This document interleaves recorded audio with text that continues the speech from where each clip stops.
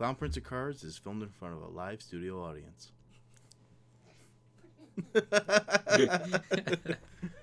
All right, welcome back to Clown Prince of Cards. I'm back with Stealth. What's up, guys? Today we're going to be doing a podcast episode, just a quick one, probably between like 20 minutes. We're going to try to shoot for, about our top 5 favorite pet cards in sideboards. So, I guess this is Yu-Gi-Oh! We should probably say that first. But do you want to start off with yours? So we'll go 5, 4, 3, 2, honorable mentions, 1. Do you want to do that, or do you want to do honorable mentions first? We'll go 5, 4, 3, 2, honorable mentions 1, and we'll go back and forth, right? So yeah. Okay, yeah. Your 5, my 5. That'll work. Yeah. All right. So what are you starting with? And this is from any format, just for the record. Oh yeah. So these cards could be banned now. I guess to break down the criteria, we're gonna tell you the card. There is a video playing. Obviously, this is gonna come up on YouTube. But it's gonna be in a podcast formatting. So we're gonna be looking up the cards and showing the art and what it does and stuff like that. But we're also gonna be explaining it so you don't have to look at your phone while you're watching this, or your computer, whatever you're doing while you're watching these videos. But we're gonna explain the card. We're gonna explain the format it was good in, and maybe a story that we have with the card. Like I know with my 5, I have a pretty fun story from a locals. My number 1 I'll have to explain for a while. Okay, that's fine. Okay, I won't look. By the way, these are mystery top 5, so I don't know Chuck's, and Chuck doesn't know mine. So we could have some overlap. We're not sure, but we'll say when there is overlap. All right. So what we got, Chuck? Let's kick it off. Number 5, Great Shogun Xian. Oh my God. We're already. So my favorite archetype is Six Samurai. I think I said that last time. Toxic, just like that guy.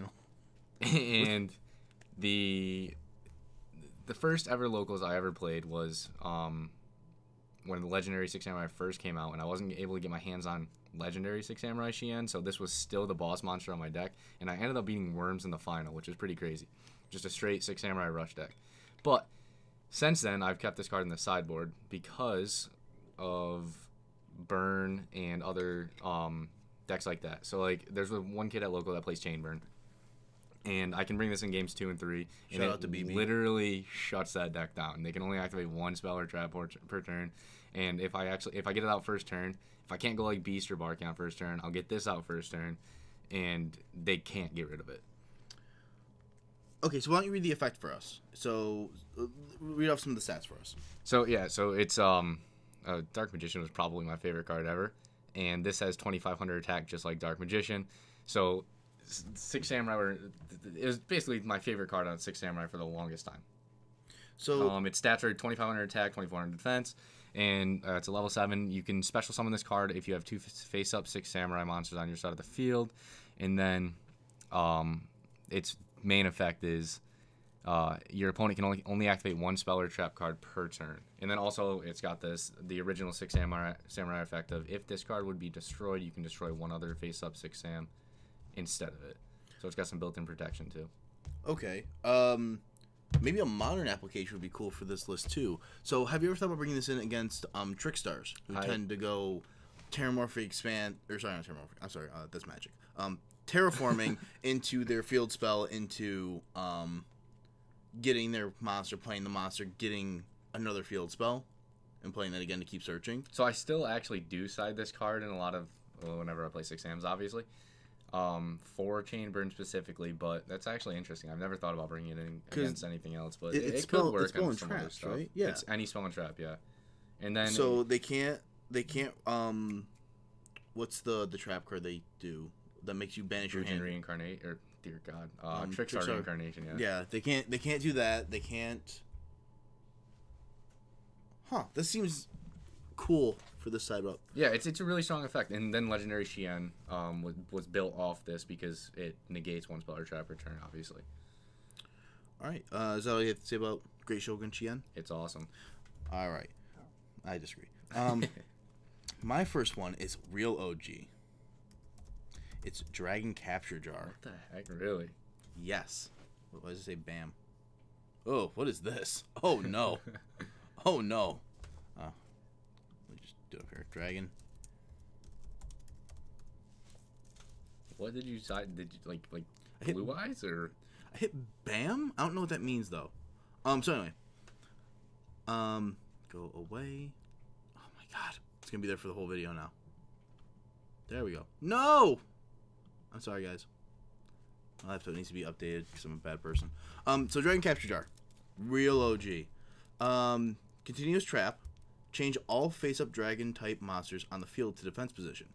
Also, they cannot change their battle positions. This card was a blowout when was it Heretics? Oh yeah, or yeah, thing? yeah. Do you remember we were at a locals in Albany, and I was playing Girgi at the time, and I had lost game 1. I wound up beating them in round 3, but in game 2, I sided this in. And I opened with it in my hand and in armor. I was on the Kurakura Girgia, as you guys probably remember from my older videos, and I had set armor, set a bunch of back row, and he overextended. Like, he went into 2 Gaia, Atoms for King or what? Yeah, King Atom or what? Tomb, and then special the summons more, and then he overlaid with the guys. Are the Yeah, guys they're yeah, dragons, right? yes, I think they are. It's the guy, the Dragon Champion or whatever it is, the Knight one. It's The built one off that. Yeah. Yeah, so they had those out there. The one that popped stuff, or no, they didn't have the one that popped stuff because they didn't pop it. Probably REDMD too. Yep, REDMD. Basically, I was dead on board if I didn't have this. He swings and I go, okay, in response, I'm going to Dragon Capture Jar. Everything changes to defense mode in his battle phase. And he just goes, why are you running that? I'm like, just for you. He just scooped on the spot. He was like, okay. Because his field was full. He had all his back row set, and he had a full field of dragons that were all now in defense position. Next turn, I just went off and played all my stuff. He's like, I scoop anyway, but I want to see that you have the combo. I'm like, yep, I got it. But yeah, I feel like if Blue Eyes ever gets too out of hand, this might be a nice sideboard card for them. Just shut down Chaos Max. I think that works because he's not unaffected by spell and trap. Oh, Right? wait, You just can't I target keep him. forgetting that it has that built-in protection effect. Is it protection or is he can't It's be targeted? non-targeted. Okay, then yeah, this works. Yeah, no, this is great. Okay, so that's my number 5. On to number 4. My number 4 is Neospatian Grand Troll. Oh, here we go. Long ago, I actually played some hero decks as well, and this was a main in the hero decks. But when I played Six Sams, I would actually side this as well. Way back in the day, like old school Six Sams, basically. And Like worms and windups were still a viable format. it was type. before. I think it was before windups even. It was X Sabers that were like the big deck that were competing with I Six Sams forgot at about the X time. Sabers. And then also like Quick Draw Dandy Warrior and stuff like that. But yeah, so it's Neospatian Grand Troll. Everybody knows it. 900 attack, 300 defense, and anytime it attacks a monster or is attacked by a monster, you bounce both to the hand. It's very good spot removal. Returns extra deck monsters to the extra deck, obviously, and then you can just keep reusing it turn after turn. I don't know. I love it. It's awesome. No, I remember getting real salty about this card a few times. Our friend played this in his Hero deck, and when this would land, at the time I was playing Ancient Gear Machina, so it really hurt to have like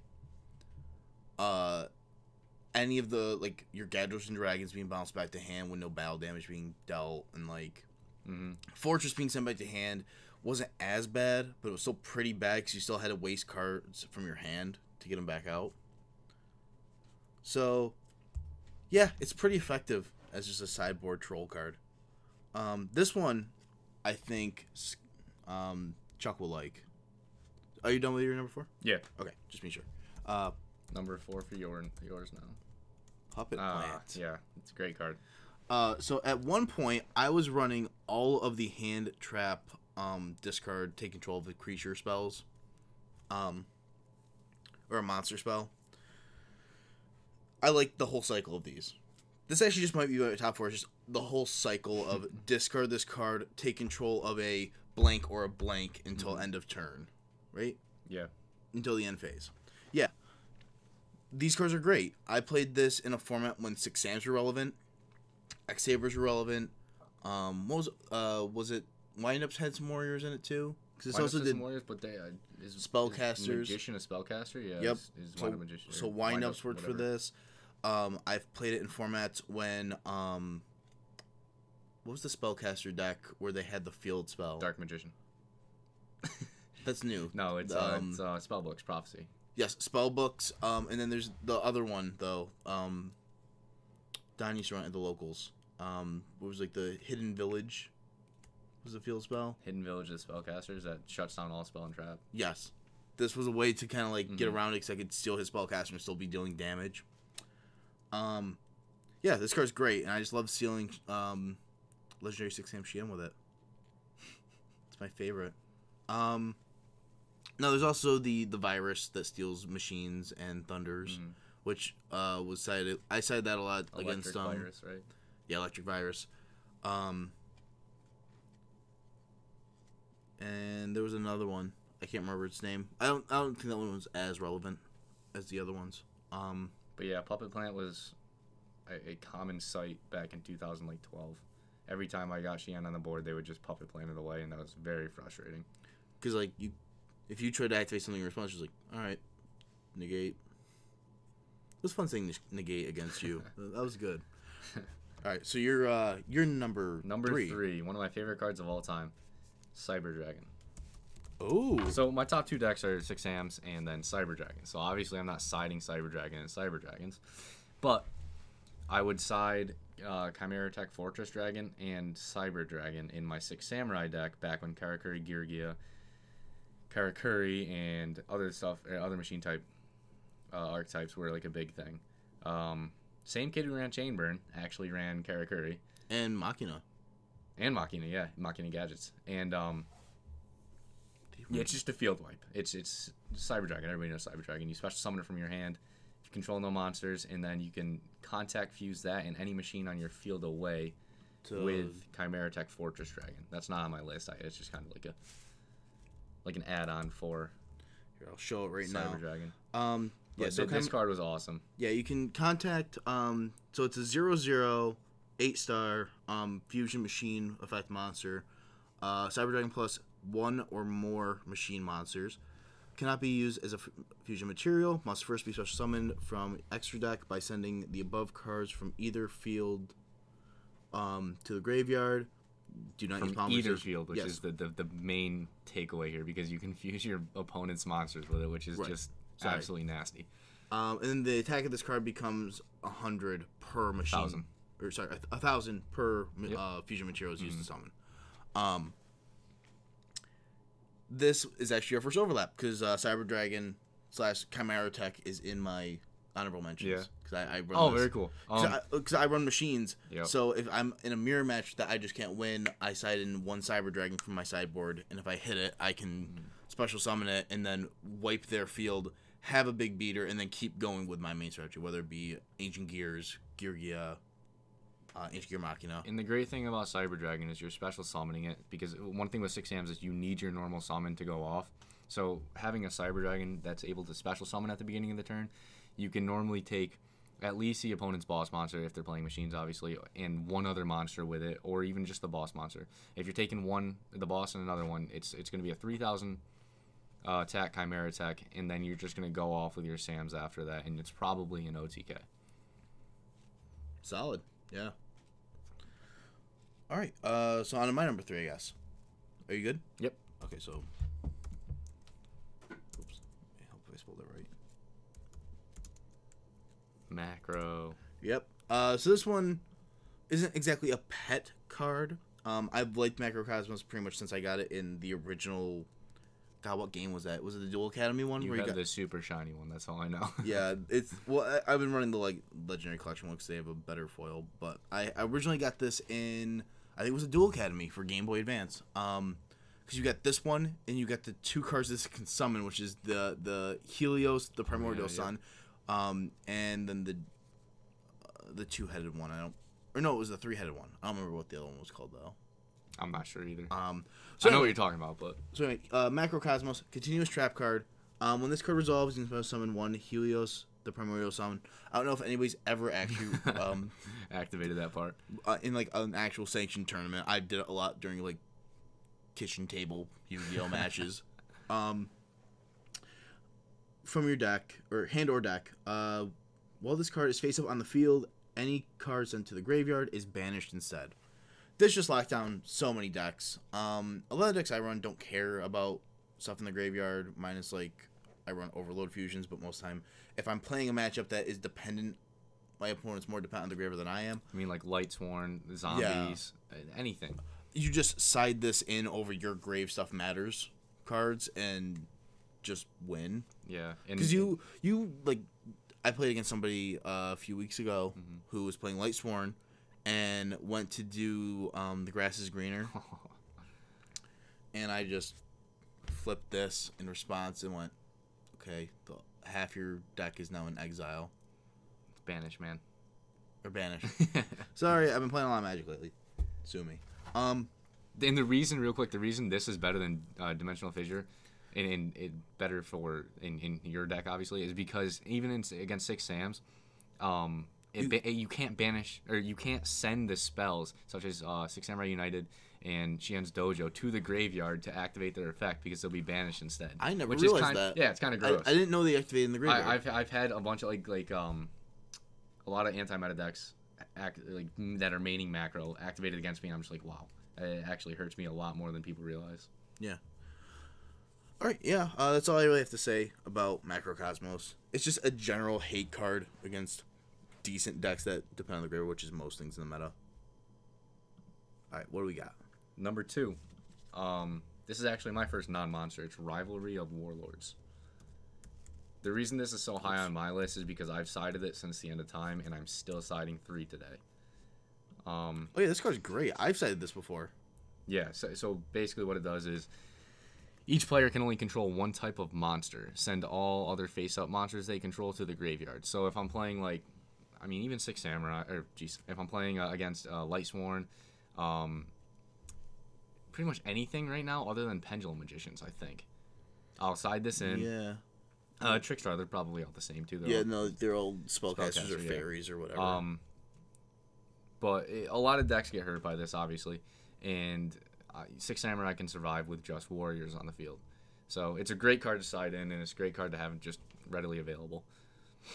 It's pretty much all I have to say about it. I mean, no, this card's great. I used to side this in a bunch of sideboards because I run mainly machine decks. So like Gurgia, this was great against like windups and stuff like that because windups are all different types.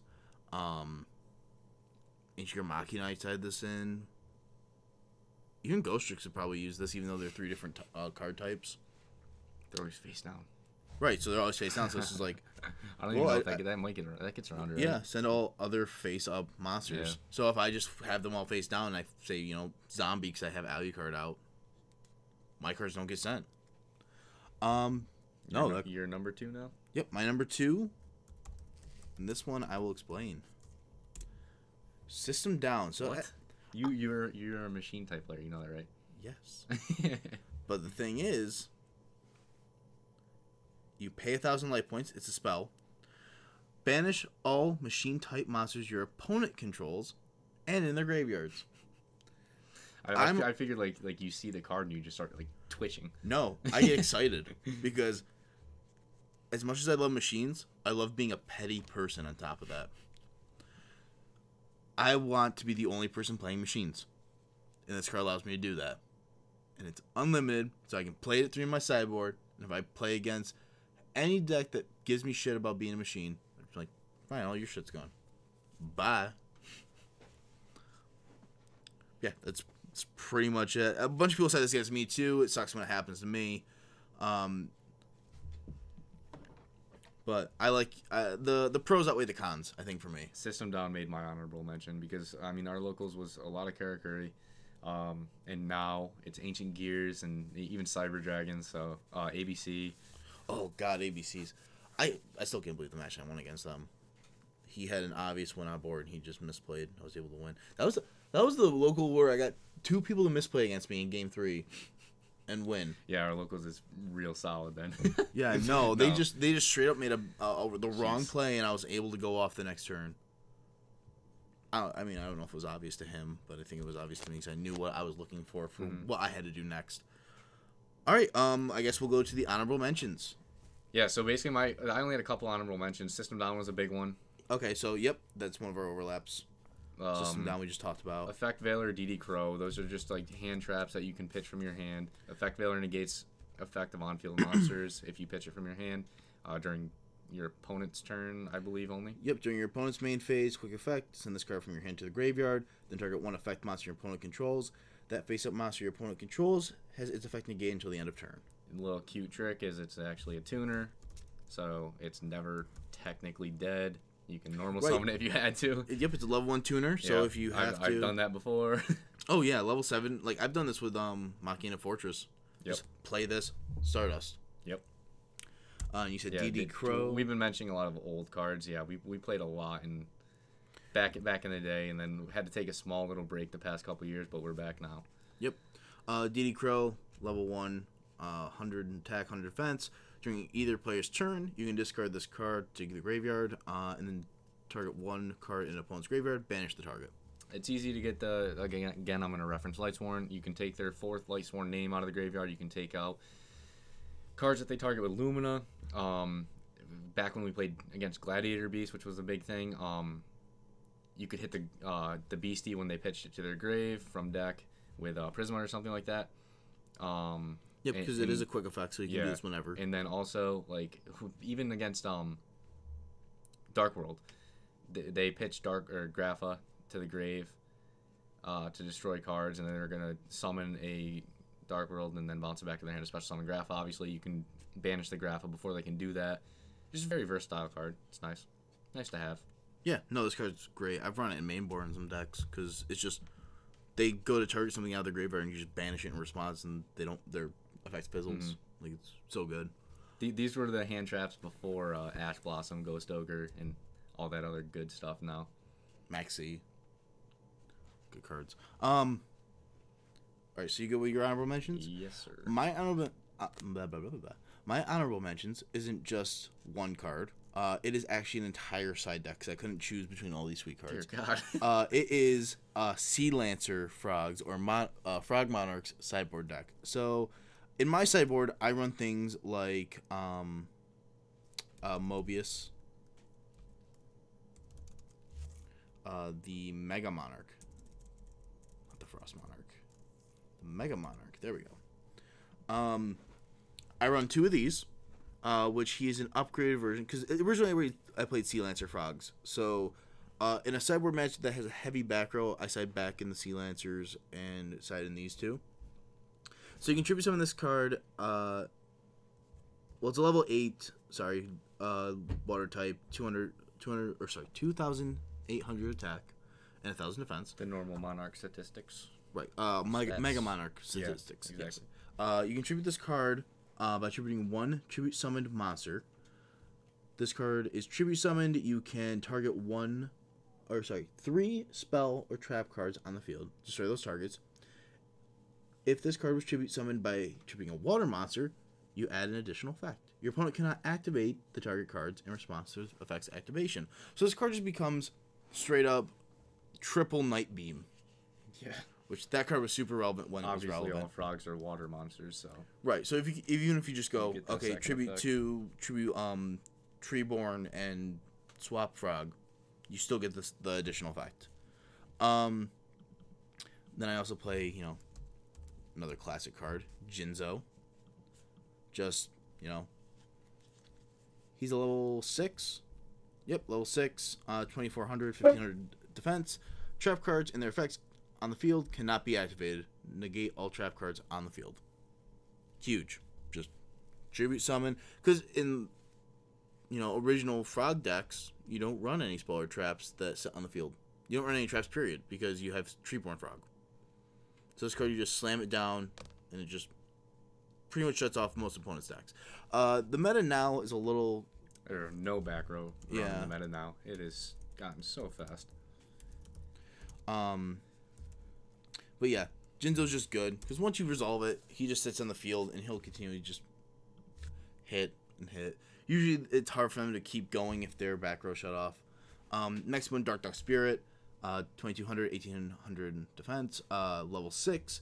Cannot be so summoned during the end phase of this turn. This card was normal summoned or flip summoned. Return it to your hand, which is the normal spirit effect.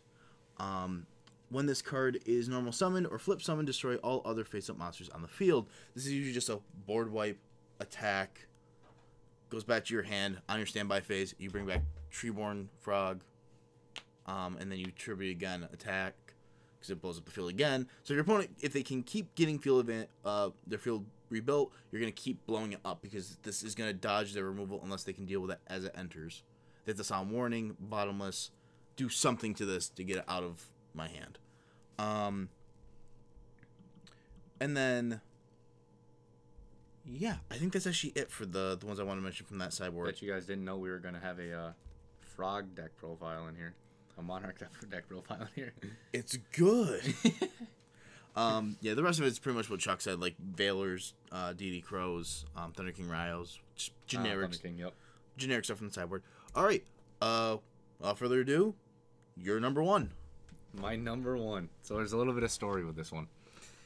It is exactly 3 times Dimensional Fissure. You need 3.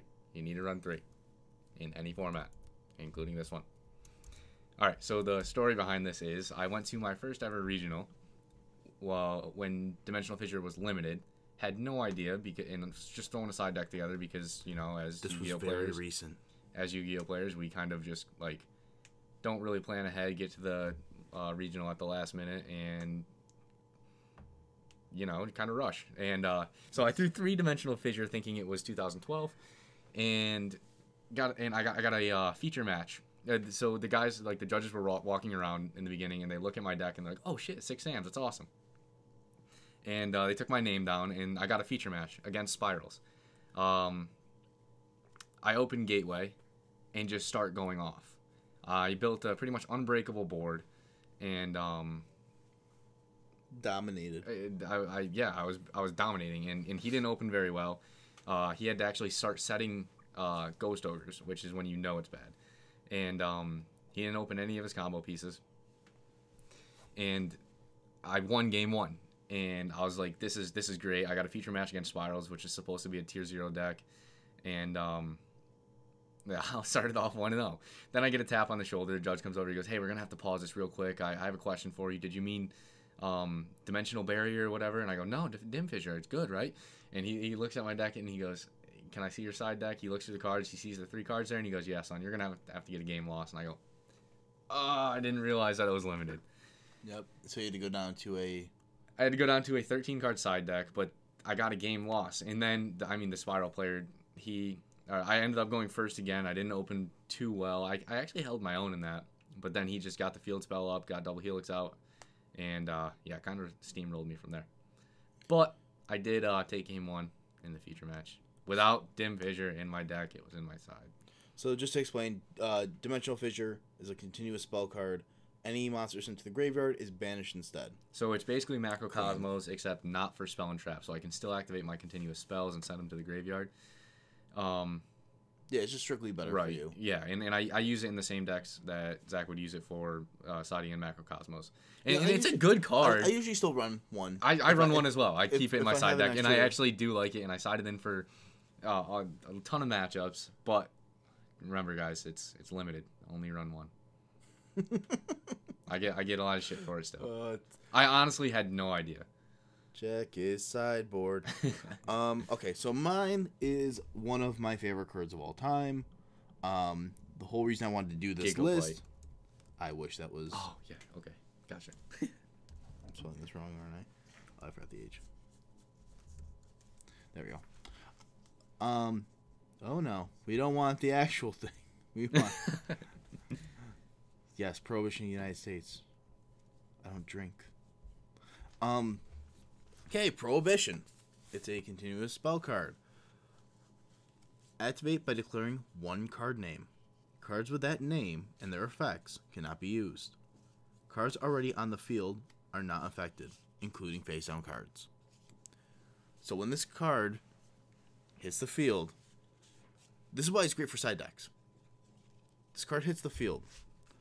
You've already played at least one game against this person. You know their strategy, you know what they're trying to do. So, to give you an example, if you're playing against a Six Samurai player and you go first, you go Kagemusha. And now they just have a really hard time getting around this. Yeah, so Six Sam's only used to play Kagemusha. Right, the new ones now have a bunch of new support. A bunch of new tuners, yeah. So the old days, you'd play this and play Kagemusha. It was very hard to get Shiano. And then you'd play it. Prohibition that. And then, you know, this is still old school. This was my favorite interaction with Prohibition. Is when you had 2 in hand and you went, name the key to their combo. And then the second one you go, Mystical Space Typhoon. And then they look at their hand and they go, okay. And they start just setting monsters. Because now they just can't deal with it. Unless they have an MST set in response, they can do it. But if you open it up first turn, that's pretty strong. Yeah, no. It's just, they're done. It can shut down a lot of main combos, yeah. And I was excited when people were like, this is playable against Spirals. And the Spirals got ban listed to shit. I mean, they're still playable. I'm waiting for that January 2018 ban list. Konami. It's almost February. I know. they said no earlier than January. Okay. So I thought they were gonna come out with it because the previous one they said no earlier than November, and they came out with it like late October, spoiled it for November, and then November it was actually taking effect. So I was hoping for it now, so that the next locals I go to, I don't have to ever see Spiral again. I hope Trickstar gets hit too. No, I hope Trickstar gets hit. I think that deck. Shout out to all my Trickstar toxic players out there. Just kill Reincarnation and Droll, or Reincarnation so you don't have to hit Droll. It's so annoying. That deck just does plain nothing and waits for you to do basic things for the game. It should not be on your draw step. Yeah, kill Licorice. When you draw, it should not be a punishment because it is a thing that the rules make you do.